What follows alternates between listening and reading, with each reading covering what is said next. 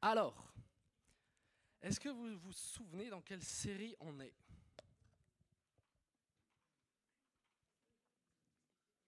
Ouah, ce soir, ça va être ouf, je vais m'amuser avec vous. Ok, je réitère la question, peut-être vous n'avez pas entendu. Est-ce que vous savez dans quelle série on est? Est-ce que quelqu'un se souvient déjà de quoi a prêché Ben? Samedi dernier, c'est il n'y a pas longtemps, ouais? Rentrer dans la volonté de Dieu, ok. Son titre, c'était une volonté brisée, c'était ça concrètement qu'il a prêché. Et pourquoi est-ce qu'il nous parlait de ça? Le centre de la série, on est rentré dans une nouvelle série. Pourquoi est-ce qu'il parlait de ça? C'est quoi le but de notre série? Ouais. Ah, très bien. Pas tout à fait.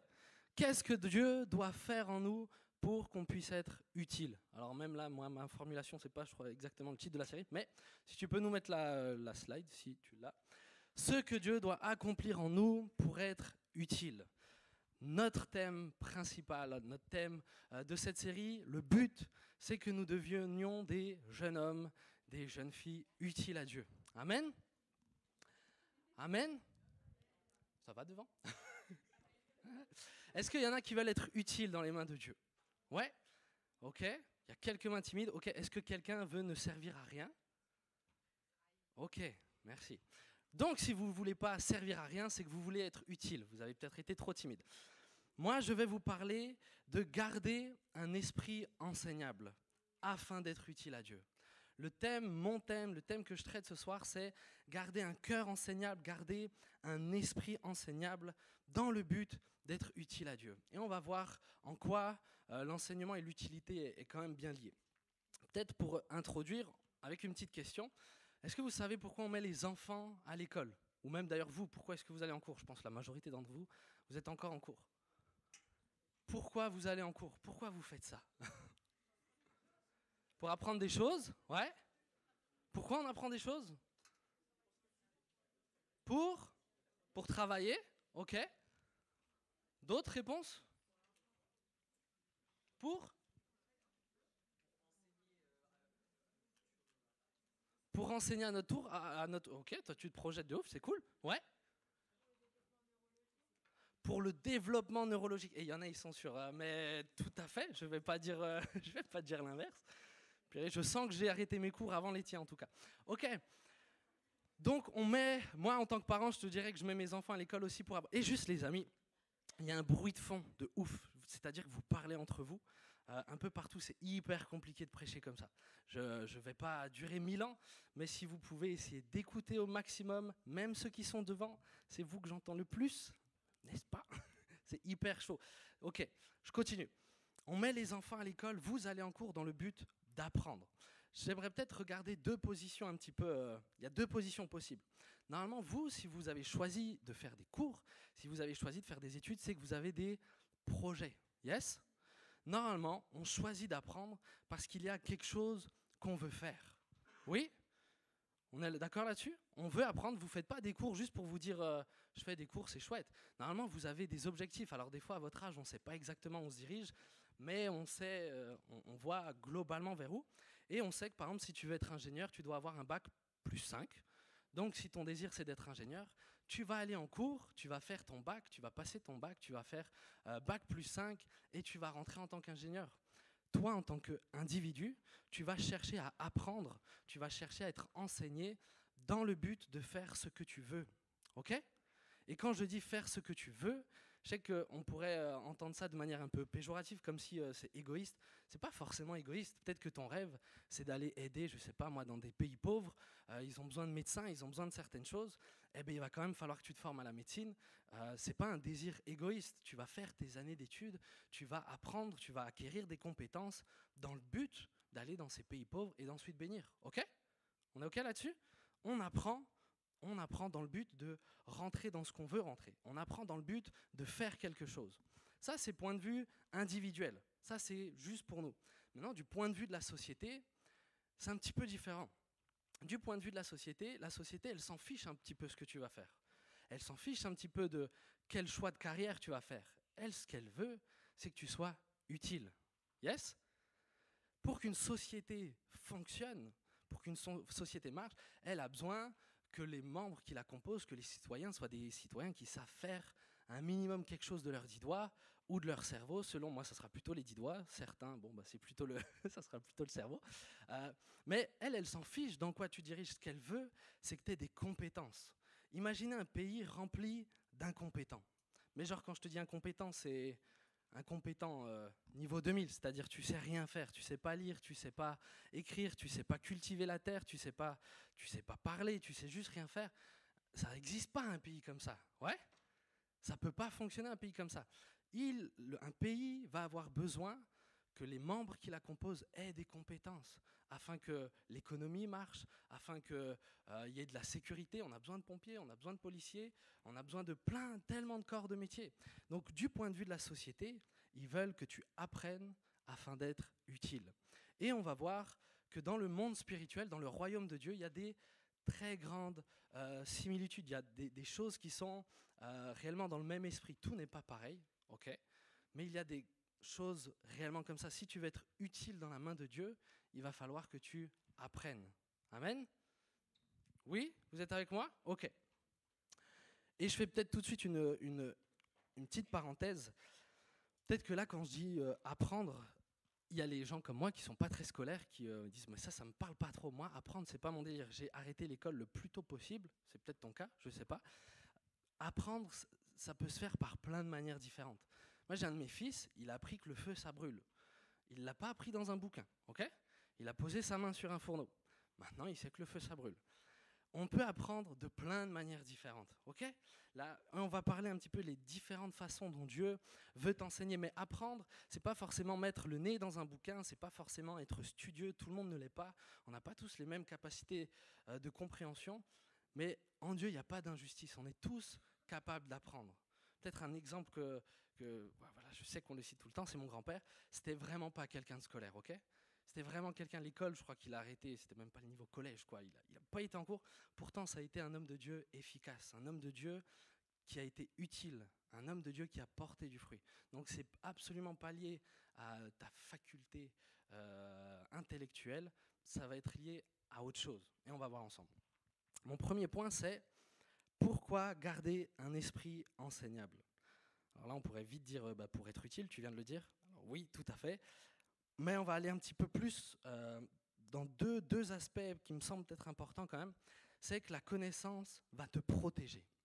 La connaissance te protège. Moi, mon fils, qui s'est brûlé, aujourd'hui, si tu le mets, j'en sais rien, tu le mets dans un camping avec un gros feu de camp au milieu, lui, il sait que le feu, ça brûle. Si tu mets un autre gamin qui n'a jamais appris que le feu, ça brûle, le gamin le plus en danger, c'est celui qui ne le sait pas. Ok? On est d'accord là-dessus? Mon gamin, ok, il s'est brûlé. Bon, il n'a pas eu de conséquences, c'était quelques petites cloques sur le bout des doigts. Mais maintenant, il sait que le feu, ça brûle. Quand on va chez mes parents, lui, le fourneau, il l'esquive bien. Il n'est plus en danger parce qu'il a appris. Et la Bible nous dit dans Osée 4, verset 6, « Faute de connaissance, mon peuple périt. » Faute de connaissance, mon peuple périt. C'est Dieu qui parle. Faute de connaissance, mon peuple périt. Si tu refuses d'apprendre, si tu refuses de laisser Dieu t'enseigner, tu es en danger. Si tu refuses que Dieu t'inculque des connaissances, t'inculque des valeurs, t'inculque ce qu'il estime être bon pour toi, tu es en danger. J'avais un entretien ce matin, je ne vais pas afficher la personne. Je sais qu'elle aime Jésus de tout son cœur, mais elle ne lit pas la Bible.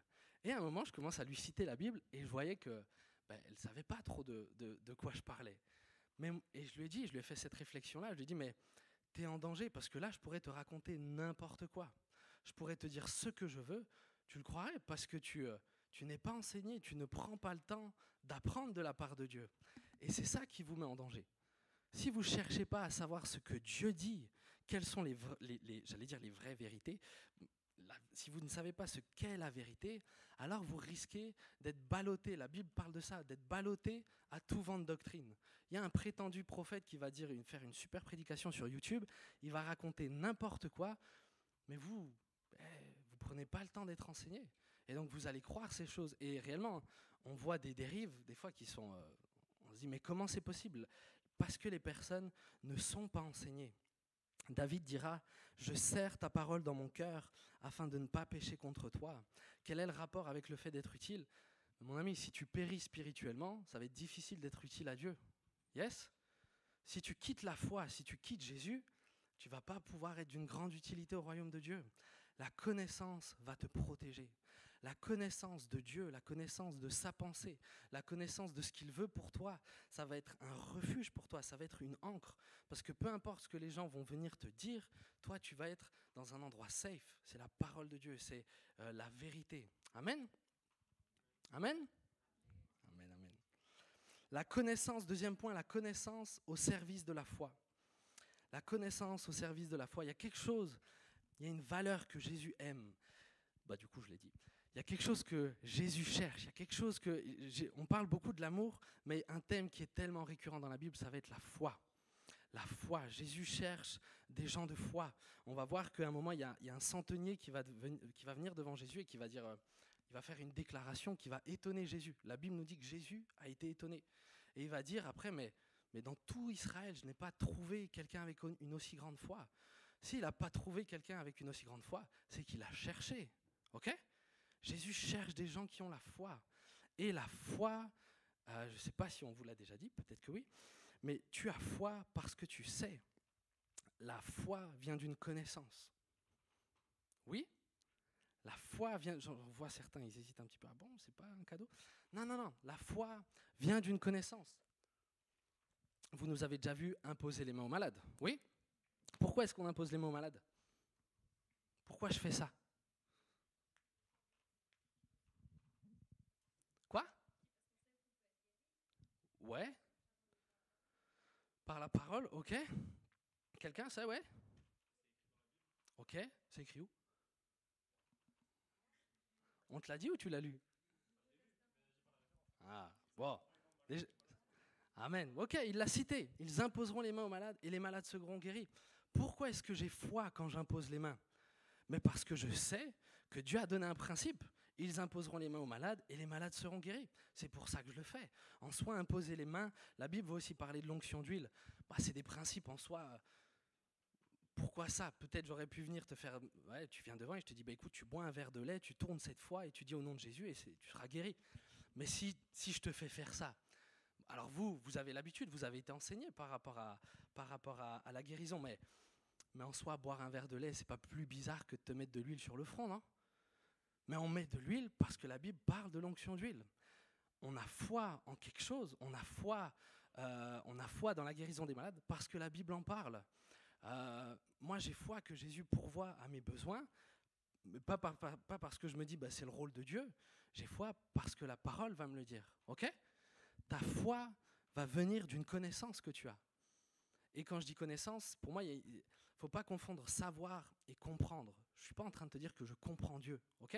Je ne comprends pas pourquoi quand j'impose les mains, le gars il va guérir. J'obéis, je sais que c'est comme ça, c'est tout. Ok ? Donc il n'y a pas besoin de comprendre ce que Dieu va faire. Il faut savoir ce qu'il veut faire. Yes ? La connaissance va augmenter ta foi. Si tu veux être utile dans les mains de Dieu, tu as besoin de foi. Et il y en a plusieurs, vous priez, mais Seigneur, je veux avoir la foi. Quand je suis au lycée, je veux avoir la foi, je veux être un homme de foi. C'est un terme qu'on aime bien, ça, être un homme de foi, être une femme de foi. La foi vient à la base d'une connaissance.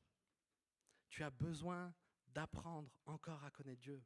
Tu as besoin d'apprendre encore à connaître comment Dieu fonctionne, à savoir ce que Dieu veut faire, à savoir pourquoi il veut le faire. Tu as besoin d'apprendre à connaître Dieu. La connaissance va réellement permettre à ta foi de grandir. La connaissance va permettre à ta foi de grandir. Numéro 2, grand 2, comment faire pour rester enseignable ? C'est quoi le plus gros, à vos yeux, c'est quoi le plus gros obstacle à rester enseignable ?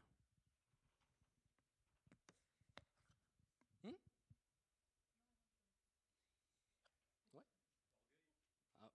Et t'es bon, toi, hein ? Super agréable de t'avoir. L'orgueil. Pourquoi l'orgueil est un obstacle au fait d'être enseignable ? Ouais.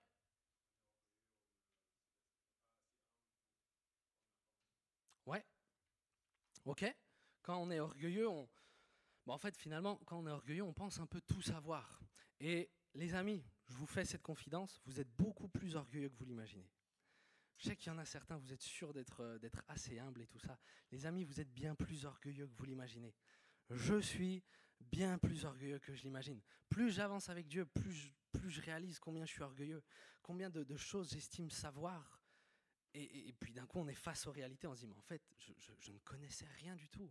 Mon ami, le plus grand obstacle qu'il y aura dans ta vie à ce que Dieu puisse t'enseigner, ça va être ton orgueil. Ça va être ton orgueil. Parce que quelqu'un qui pense connaître le chemin, il ne va pas le demander. Quelqu'un qui pense savoir où aller, il ne va pas demander son chemin parce qu'il pense savoir, donc il va le faire. Et si tu penses savoir où aller, mais Dieu ne va pas pouvoir te conduire. Dieu ne va pas pouvoir te conduire. Dieu a des plans, il a des projets pour toi, mais il va falloir que tu sois humble. La meilleure façon de laisser Dieu t'enseigner, c'est qu'à partir d'aujourd'hui, tu reconnaisses que tu ne sais rien. Plus tu penses savoir, moins Dieu va pouvoir t'enseigner. Peut-être qu'il y a des brides de ce que tu sais, je vais vous donner un exemple, il y a peut-être des brides de ce que tu sais qui sont justes, mais toi, tu ne connais pas tout. Tu ne sais pas de quoi demain est fait. Et peut-être que toi, sur ton cœur, tu dis, ok, mais je sens que je suis évangéliste. Des fois, on prend cet exemple comme si c'était orgueilleux de penser qu'on est évangéliste. Appelé à être évangéliste, c'est pas orgueilleux de penser qu'on est appelé à être évangéliste. Si Dieu t'appelle à être évangéliste, mon ami, sois évangéliste. Mais peut-être que tu as ça sur ton cœur, tu te dis, mais je suis passionné par les âmes, je sens que j'ai un appel d'évangéliste sur ma vie, je sens que c'est ça. Alors toi, tu commences à te faire ton petit projet, c'est comme ça que fonctionne la vie, évidemment. Je veux être ingénieur, je vais faire mon bac plus 5, je vais faire ceci, cela, et je vais l'atteindre. Donc là, tu sais que tu dois être évangéliste, tu sais que tu as cet appel, donc tu dis, ok, pour être évangéliste, il va falloir parler devant des foules, il va falloir que je sois assez éloquent, donc je vais prendre des cours d'éloquence, il me semble que ça existe, oui, ça existe, hein. Cours d'éloquence, je vais apprendre à parler devant des foules, je vais commencer à faire des écoles théologiques, parce que ce que je veux, c'est comprendre les textes difficiles de la Bible, je veux être un bon enseignant, je veux être capable réellement d'aller dans les profondeurs des choses. Donc tu vas faire une école théologique, je ne sais où, en Angleterre, sur 3 ans, tu vas prendre tes cours d'éloquence et tout ça, et Dieu, il est là, il dit, mais oui, je veux que tu sois évangéliste. Oui, c'est bien le désir que j'ai pour toi, mais je te veux évangéliste dans les campagnes au Laos. Et tu ne vas pas parler devant des foules, mon ami. Ce que je vais faire, c'est que je vais t'emmener de village en village. Tu ne vas pas avoir besoin de faire des grands enseignements, tu vas parler à des fermiers. Donc tu vas besoin d'être le plus simple possible. Et toi, tu vas être dans ton délire, tu vas te dire, mais je prends mes cours d'éloquence, je vais dans mon école théologique. Et Dieu, lui, ce qu'il va vouloir faire, doucement, c'est t'apprendre plutôt à te contenter de peu. Parce que si tu es envoyé dans un pays pauvre, vaut mieux que tu saches te contenter de peu. Et alors là où toi, tu t'imagines pouvoir rentrer de plus en plus dans l'appel, Dieu il va commencer à te dépouiller de tout ce que tu as, tout ce que tu chéris. Tu vas peut-être perdre ton job. Et toi, tu vas dire, mais attends Seigneur, moi je veux te servir, je perds mon job, c'est quoi le délire? Mais Dieu il dit, mais hey, tu as besoin d'apprendre à te contenter de peu. Mais si tu n'acceptes pas les chemins de Dieu, si tu penses savoir où aller, ça va être un blocage dans ta vie. Parce qu'alors tu vas commencer à tout mal vivre, tu vas commencer à te rebeller contre Dieu, tu vas commencer à te révolter face à ce que Dieu fait. Et Dieu ne va pas pouvoir t'enseigner. Parce que dans ton orgueil, tu t'imagines savoir comment devenir évangéliste. C'est un exemple. Peu importe ce que Dieu t'appelle à faire, c'est valable. Je te donne l'exemple de l'évangélisme, mais ça peut être tout et n'importe quoi. Ça n'a même pas besoin d'être un ministère dans l'Église. Ça peut être réellement tout. Tu as besoin de laisser Dieu te façonner. C'est Dieu qui choisit la méthode pour t'enseigner. Amen. C'est Dieu qui choisit la méthode pour t'enseigner. Tu n'es pas capable de dire c'est ça dont j'ai besoin. Tu n'es pas capable. On est souvent comme ça, on dit mais Seigneur, ce que j'ai besoin d'apprendre c'est ça. Seigneur, ce que j'ai besoin maintenant c'est un don de foi. Et lui il dit non, tu n'as pas besoin d'un don de foi. Tu as besoin d'apprendre à manger peu. Peut-être c'est ça. Ok ? Donc Dieu va chercher à te façonner. Mais le meilleur moyen d'apprendre, ça va être doucement de te mettre dans les mains de Dieu, de t'agenouiller et de dire Seigneur, je reconnais que je ne connais rien. Façonne-moi comme tu le veux. Vous vous rappelez de la prêche de Ben, il parlait de la volonté brisée. Pour moi, c'est la clé. La clé pour avoir un esprit enseignable, c'est d'avoir une volonté brisée. Une volonté qui ne dit pas « je sais ce que je veux, c'est ça que je veux ». C'est un esprit qui dit « Seigneur, non pas ma volonté, mais la tienne ». Amen. Amen. 4 grands moyens que Dieu va utiliser pour t'enseigner. Pour moi, il y a 4 grands moyens que Dieu va utiliser. Allez, c'est lesquels? Toi, tu n'as plus le droit de répondre. Toi, oui, toi, je te regarde. 4 grands moyens, vous les connaissez les amis, ne faites pas le coup. Ouais. L'écriture, ouais. Les épreuves, ok. Il y a trop envie de parler. Là, de ce côté, personne, tout le monde parle ici. Vous savez aussi des choses à gauche. Ouais, Yann? Ah, ouais, mais tricheur, tu l'as sous les yeux. Quel autre moyen? Rien du tout. Vous n'avez pas d'idée. La prière, ok. C'est pas ce que j'ai noté. Ok, bon. J'avance alors. Premier point, quelqu'un l'a dit, la parole, la Bible. 2 Timothée 3, verset 16. Toute l'écriture est inspirée de Dieu et utile pour enseigner, pour convaincre, pour corriger, pour instruire dans la justice. Écoutez bien le verset 17. Afin que l'homme de Dieu soit accompli et propre pour toute bonne œuvre. Toute l'écriture est utile pour enseigner, pour convaincre, pour instruire dans la justice. Toute l'écriture, la Bible, a pour but de te façonner, afin que tu sois propre à toute bonne œuvre. Ça, je crois de tout mon cœur que c'est la méthode de prédilection de Dieu pour te façonner. Il n'y a personne qui a levé la main quand j'ai demandé qui veut servir à rien. On a tous envie d'être utile dans la main de Dieu. On a tous envie. On a tous envie que Dieu nous utilise. Et j'ai une bonne nouvelle, Jésus le veut aussi. Il y a un texte où Jésus va dire, mais je t'établis afin que tu ailles, que tu portes du fruit et que ton fruit demeure. Cette parole, elle est pour chacun d'entre vous. Jésus te le dit, je veux que tu portes du fruit. C'est son désir, mais il veut t'enseigner au travers de la parole. C'est le premier moyen qu'il va utiliser pour te façonner, afin que tu sois propre à accomplir toute bonne œuvre. Vous êtes tous grands, allez, je vais le dire comme ça, vous êtes tous grands. Je ne vais pas aller par 4 chemins. Oublie tout espoir d'être d'une quelconque utilité si tu ne lis pas la Bible. Ok? Oublie, tu ne lis pas la Bible, n'espère pas être utile à Dieu. Je le redis, tu ne lis pas la Bible, n'espère pas être utile à Dieu. Il ne t'utilisera pas. Parce que sa méthode pour te façonner, c'est la Bible. Sa méthode pour que tu sois propre à toute bonne œuvre, c'est la Bible. Il ne va pas s'adapter à toi. C'est ça la règle. Tu ne veux pas lire la Bible, tu ne seras pas utile. Moi, j'ai envie que tu sois utile. Lis la parole.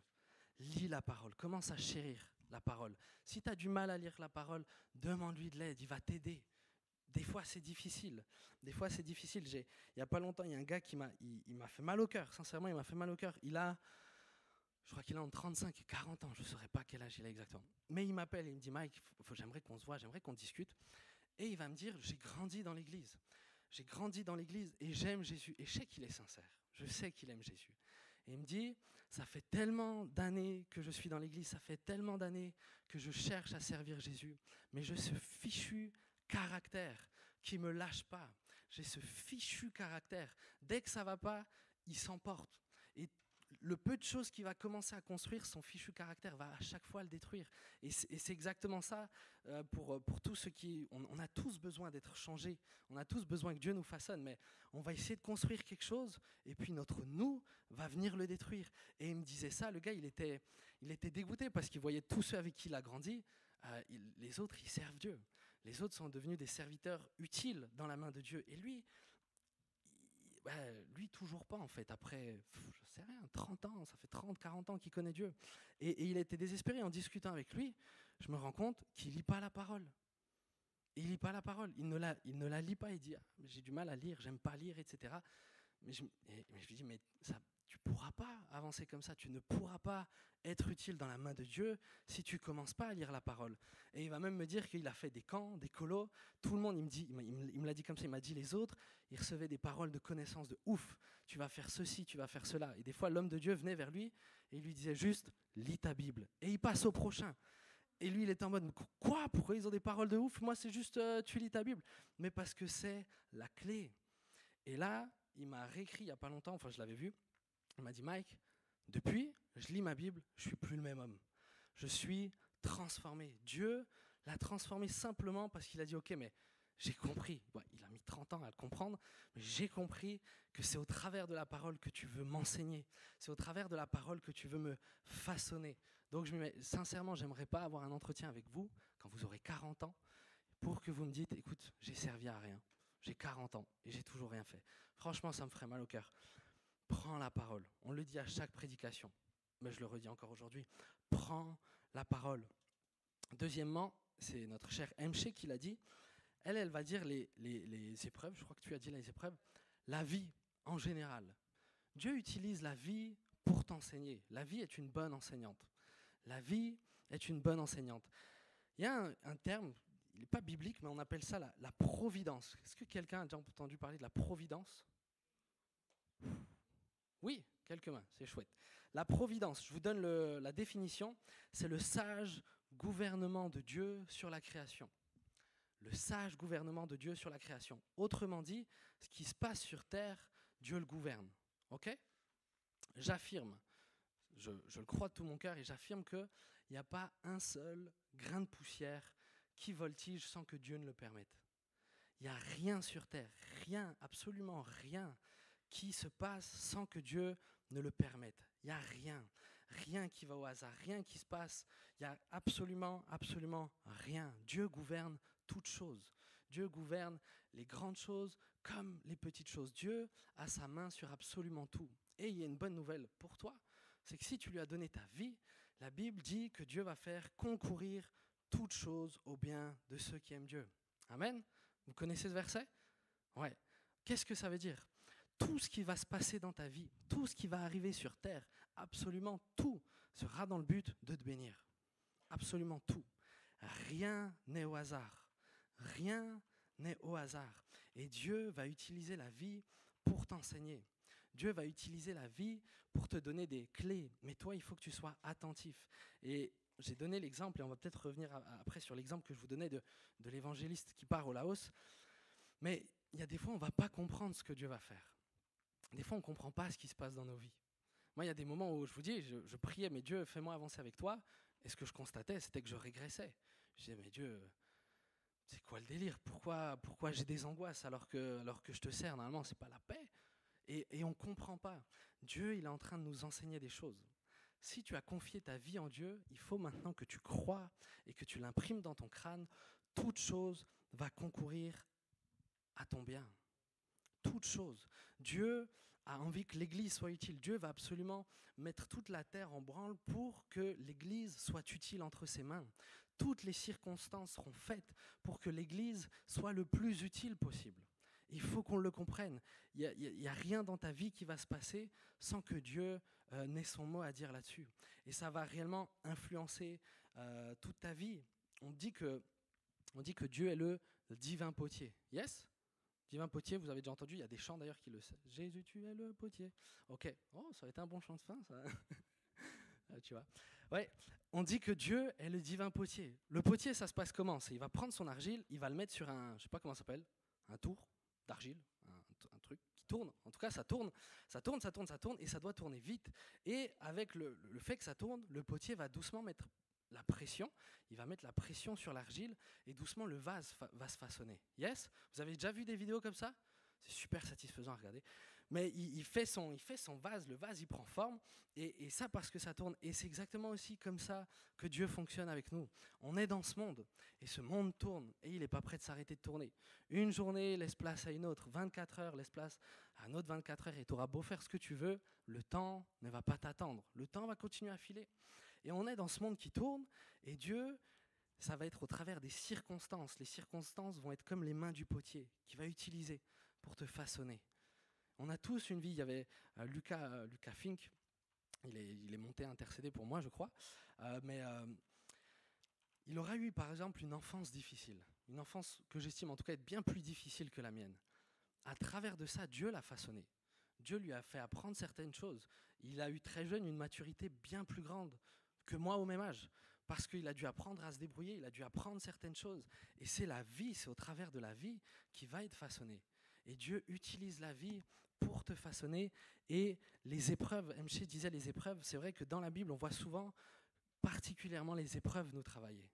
Peut-être que alors c'est pas une prophétie que je dis sur ta vie, mais peut-être que tu vas louper ton bac alors que tu auras bien travaillé. Aïe, je ne te le souhaite pas et je prierai pour que tu aies ton bac.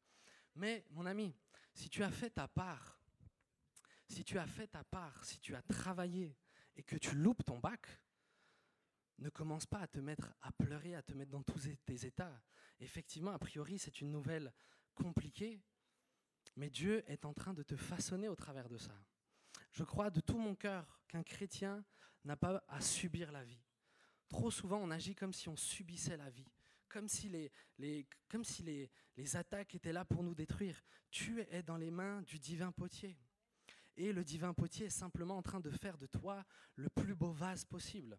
Il est en train de faire de toi, tu es son plus grand sujet de joie. Il est en train de te façonner afin qu'il puisse le mieux t'utiliser possible. Fais-lui confiance, même quand c'est difficile. Et des moments difficiles, j'ai pu en voir le jour où ma sœur a perdu une de ses filles.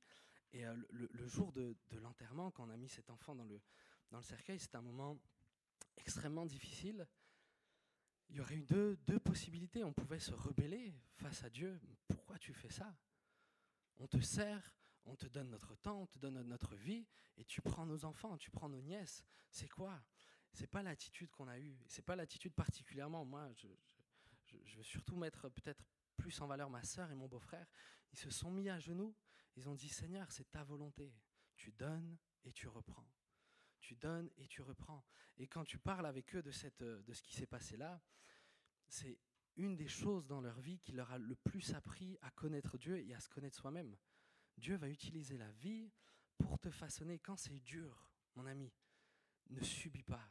Quand c'est dur, reviens sur qui est Dieu et reviens sur le fait que Dieu veut t'enseigner que toute chose va concourir à ton bien.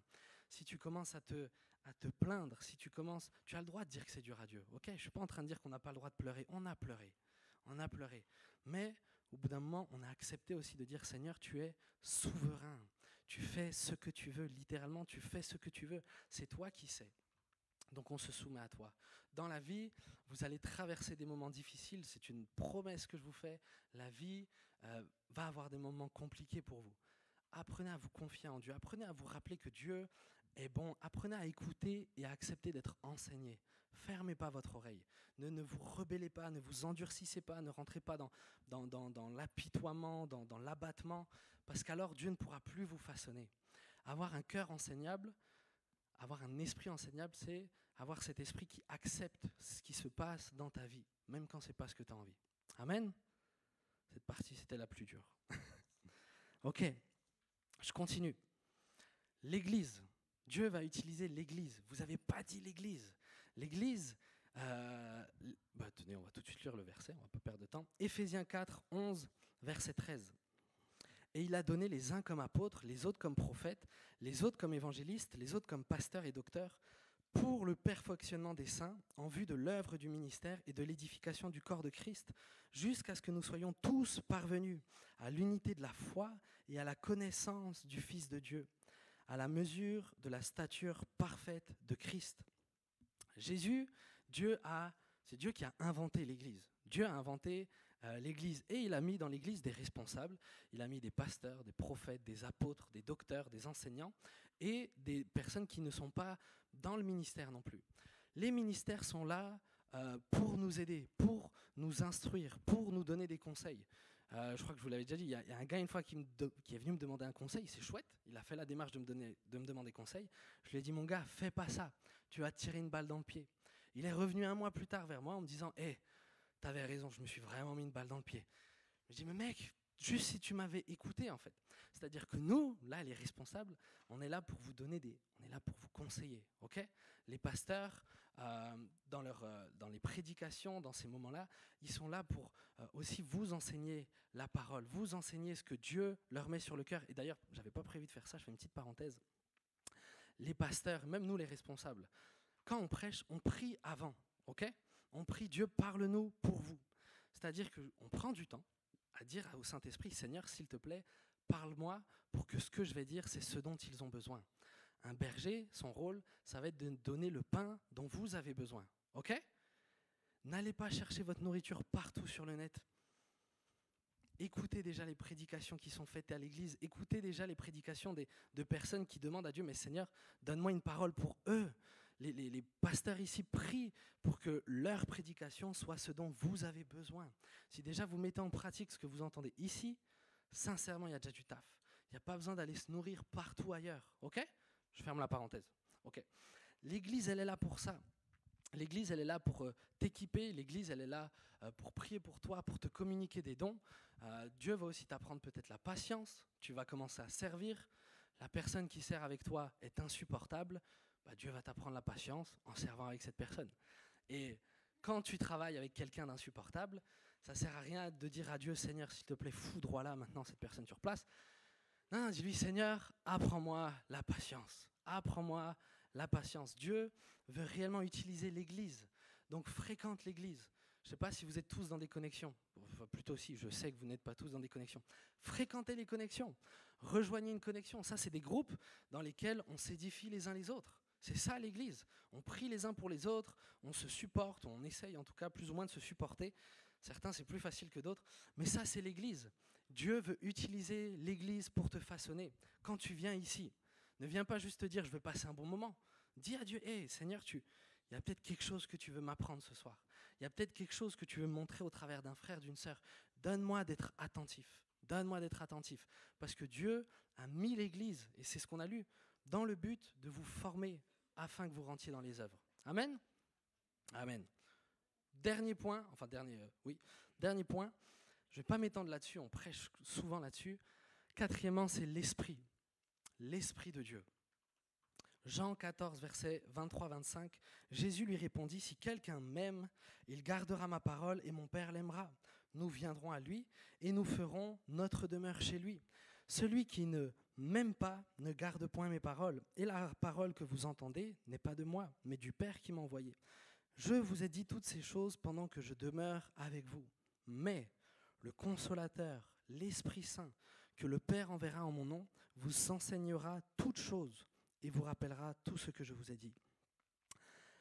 L'Esprit Saint, que le Père enverra en mon nom, vous enseignera toutes choses et vous rappellera ce que je vous ai dit. » Les amis, je ne sais pas si vous avez conscience que Dieu habite en vous. Dieu, littéralement, Dieu, le Saint-Esprit, habite en toi. Et son rôle, ça va être de te former, de te façonner. Dans tout ce qu'on a vu, que ce soit la parole de Dieu, que ce soit la vie, que ce soit l'Église, l'Esprit, c'est l'Esprit Saint, c'est au travers de l'Esprit Saint que Dieu veut t'enseigner. Amen.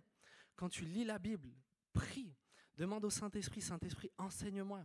Je veux apprendre, j'ai besoin d'apprendre. Éclaire-moi parce que je ne comprends pas ce que je lis. Moi, souvent, je lis la Bible et je ne comprends pas la Bible. Il y a souvent des textes dans la Bible, je ne les comprends pas. Mais des fois, Dieu me donne vraiment des révélations sur les textes. Tu as besoin que le Saint-Esprit t'enseigne. Et le Saint-Esprit veut le faire, mais le Saint-Esprit veut que tu lui demandes, ok ? Le Saint-Esprit s'attend à ce que tu lui demandes, éclaire-moi, parle-moi.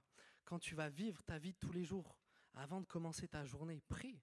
Saint-Esprit, je veux être attentif. De toi-même, si ça dépend que de toi, la vie, tu vas la subir. Si tu la remets dans les mains du Saint-Esprit, alors quand Dieu va être en train de te façonner, tu vas pouvoir le discerner et dire, Seigneur, je vois que cette circonstance est là pour moi. Elle est là dans le but de me façonner. Et la vie, elle va vraiment prendre une autre dimension. Tu as besoin de la remettre. Quand tu sers à l'église, quand tu viens à l'église, encore une fois, tu as besoin du Saint-Esprit. Tu as besoin d'écouter la prédication par le Saint-Esprit. Tu as besoin que le Saint-Esprit ouvre ton cœur. Tu as besoin que le Saint-Esprit fasse de toi une terre qui peut porter du fruit. C'est le Saint-Esprit qui va t'enseigner toutes choses.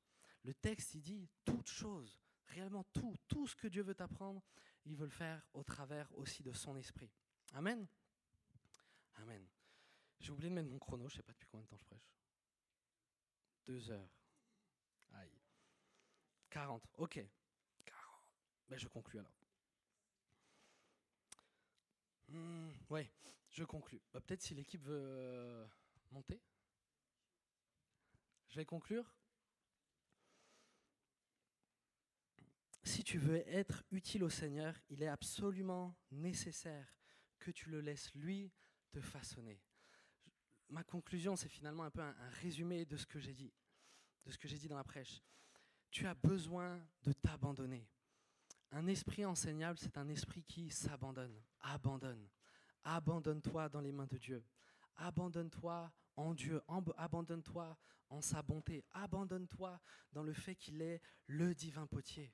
Les amis, on a peu foi. On a peu foi dans le fait que Dieu dirige toutes choses. On le dit facilement, Seigneur, je crois que tu conduis tout, mais nos vies ne montrent pas qu'on le croit réellement.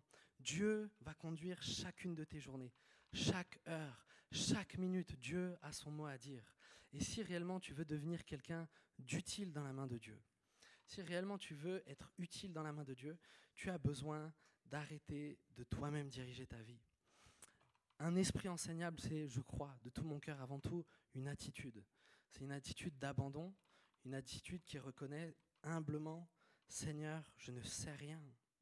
Seigneur, je ne sais rien, je ne sais pas ce que je dois apprendre, je ne sais pas ce que tu m'appelles à faire, je ne sais pas ce dont sera fait demain, je ne sais pas de quoi sera fait demain. Si tu ne sais pas de quoi demain sera fait, tu es incapable de dire quels seront tes besoins pour demain. Tu ne sais pas de quoi tu auras besoin pour être utile demain. Tu ne sais pas de quoi tu auras besoin pour survivre demain. Tu ne sais pas sur quel aspect ta foi va être attaquée. Tu ne sais pas qui est-ce que tu vas rencontrer. Tu ne sais pas quelle circonstance va venir. Tu ne sais pas ce dont tu as besoin. Dieu seul le sait. C'est pour ça que Dieu seul est capable de t'enseigner. Dieu seul est capable de te façonner. Et cet esprit enseignable, c'est réellement cette attitude. Seigneur, je m'abandonne à toi. On va prendre ce chant-là, je m'abandonne. Tu veux ? Okay. On va prendre ce chant-là, on va chanter. On va dire, Seigneur, je m'abandonne. Et le texte ensuite dit, je veux te connaître plus. C'est ça le désir de notre cœur, c'est de connaître Jésus. Plus tu vas connaître Jésus, plus tu vas lui ressembler. Plus tu vas connaître Jésus, plus tu vas commencer à œuvrer comme lui. Mais tu as besoin de garder un esprit enseignable. Psaume 121, verset 8, dit « L'Éternel gardera ton départ et ton arrivée, dès maintenant et à jamais. » Cette parole, mon ami, inscris-le dans ton cœur. Inscris-le dans ton cœur. Dieu gardera ton départ et ton arrivée. Vous avez tous commencé la course, ou plus ou moins tous. Peut-être certains, vous n'avez jamais donné votre vie à Jésus. Faites-le, c'est la plus belle démarche. C'est une vie utile, c'est une vie qui a du sens. Mais toi qui as donné ta vie à Jésus, alors qu'on ferme les yeux, on va prier encore. Toi qui as donné ta vie à Dieu, Dieu a commencé à veiller sur ton départ. Tu as remis ta vie dans les mains du divin potier. Il a commencé à te façonner. Et s'il a commencé à te façonner, il compte bien finir ce qu'il a commencé. Dieu finit ce qui termine. Dieu finit ce qui commence. Nous, on a une tendance à ne pas finir ce qu'on commence. Dieu veut finir ce qu'il a commencé. Et Dieu te dit, j'ai des projets de paix et non de malheur pour toi. J'ai un avenir pour toi, j'ai une espérance pour toi. J'ai des projets, je veux que tu portes du fruit, mais j'ai besoin que tu t'abandonnes. J'ai besoin que tu t'abandonnes à moi. J'ai besoin que tu lâches prise. Arrête de tout contrôler. Quand tu vas au lycée, arrête de tout contrôler. Arrête de faire tes plans sur je ne sais combien d'années. Mets-les entre les mains de Dieu. Dépose-les dans les mains de Dieu. Et peut-être certains d'entre vous, vous êtes en train de traverser des moments difficiles. Peut-être certains, vous êtes dans la tempête, vous êtes dans le fait de ne pas comprendre. Vous êtes dans le fait de dire, Seigneur, je te donne ma vie et pourtant rien ne va. Seigneur, je t'ai donné ma vie, je t'ai dit que je veux te servir et pourtant j'ai l'impression de faire n'importe quoi et de régresser. Mon ami, si tu as été sincère quand tu lui as donné ta vie, fais-lui confiance. Fais-lui confiance. Apprends à faire taire tes sentiments, apprends à faire taire tes émotions et commence à croire que Dieu contrôle toutes choses. Et Dieu va le faire pour ta vie. Tu peux commencer à jouer. Seigneur Dieu, tu es là. Seigneur Dieu, nous t'avons confié nos vies. Seigneur Dieu, je te l'ai donné tant de fois, parfois en larmes, parfois avec joie. Seigneur Dieu, nous avons prié. Je sais que nous sommes nombreux à avoir fait cette prière. Seigneur, prends ma vie. Seigneur Dieu, non pas que ma volonté soit faite, mais que ta volonté soit faite. Éternel, je prie que tu viennes briser l'orgueil qui est dans nos vies. Seigneur Dieu, je prie que tu viennes briser l'orgueil qu'il y a dans nos vies. Seigneur Dieu, si nous pensons savoir, oh Dieu, révèle-nous combien nous ne savons rien.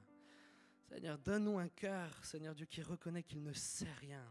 Éternel, je prie que nous soyons des enfants qui ne subissent pas la vie. Éternel, je refuse de subir la vie. Je refuse, Seigneur Dieu, de subir la vie comme si des choses étranges m'arrivaient. Éternel, tout est entre tes mains. Qu'est-ce que tu ne contrôles pas? Seigneur Dieu, sur quoi est-ce que tu n'as pas autorité? Éternel, je sais que toute ma vie, chaque heure, Seigneur Dieu, demain est entre tes mains. Après-demain est entre tes mains. Seigneur Dieu, ma vie, mon ministère, tout est entre tes mains. Éternel, et je prie que chacun d'entre nous ici, Seigneur Dieu, puissions nous abandonner en toi. Seigneur Dieu, je prie que chacun d'entre nous ici, nous puissions réellement tout te déposer à la croix. Seigneur Dieu, réellement avoir une attitude, Seigneur Dieu, qui s'abandonne devant toi. Oh Jésus, combien nous t'aimons. Seigneur Dieu, mais combien de fois nous avons volé. Seigneur Dieu, combien de fois nous avons laissé le diable nous voler ce que tu nous as enseigné. Parce qu'on s'est enorgueilli, parce qu'on ne veut pas apprendre, parce qu'on ne veut pas lire la Bible, on veut apprendre à notre manière. Éternel, je prie que tu nous donnes un cœur soumis à ta méthode, un cœur soumis à comment toi tu veux faire les choses. Aide-nous Jésus, c'est pas facile. Aide-nous s'il te plaît. Seigneur Dieu, porte-nous, supporte-nous, aie patience à notre égard, Seigneur Dieu, et emmène-nous plus loin. C'est vraiment ma prière, Père éternel, dans le nom de Jésus. Amen.